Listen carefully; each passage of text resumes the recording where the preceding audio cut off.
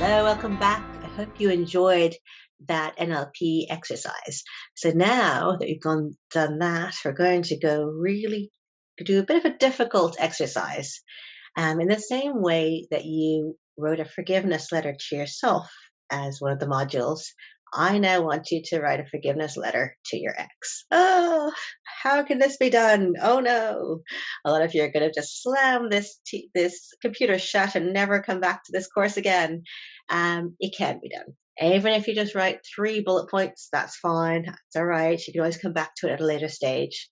But I want you to focus on the top 2 or 3 things that you might be able to forgive them about now that you've done this third chair exercise and seeing things from their perspective. And the reason this is really important is because you're only hurting yourself really by having all this hate and anger and frustration. I mean, they're not really seeing it. They don't even care. So you want to just unload that burden from yourself as you're going through all this other overwhelm of your separation and divorce process. You just don't want to carry that along. It's just such a huge weight, big ball of chain attached to your foot, just weighing you down, causing you to be so unhappy, causing depression. All that anger is just really bad for you. It's bad for your health.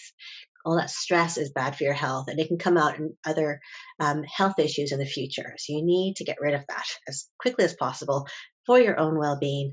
It's also probably coming out in how you interact with all your relationships, including your children, and it's just not doing you any service. You're basically allowing this person to continue to hurt you by having all this unhappiness and all this anger and frustration. They're not going to be too bothered by it.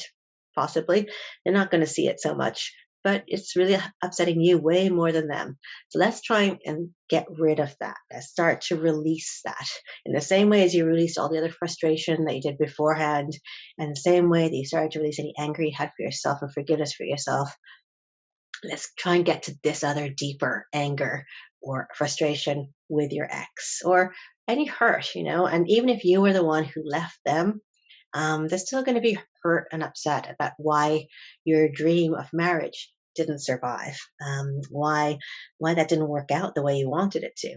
And it's really nice to write that letter to your ex because it's like cutting a cord. And I would almost ask you to imagine doing some meditations where you actually cut that cord with them and you're starting to move on.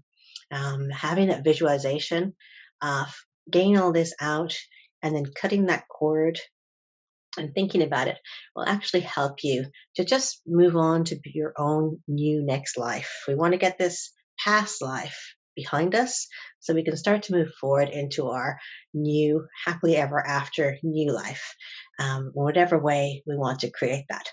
So I'm going to ask you to dig deep, write maybe 3 bullet points if that's all you can do.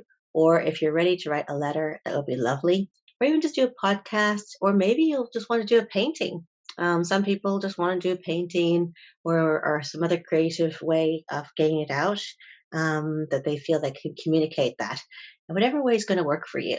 Everyone's different. So spend some time just getting that done, getting that out of yourself. You'll be able to approach this separation and divorce from a much more positive perspective going forward. It's really going to help benefit everyone in the end. All right. Good luck.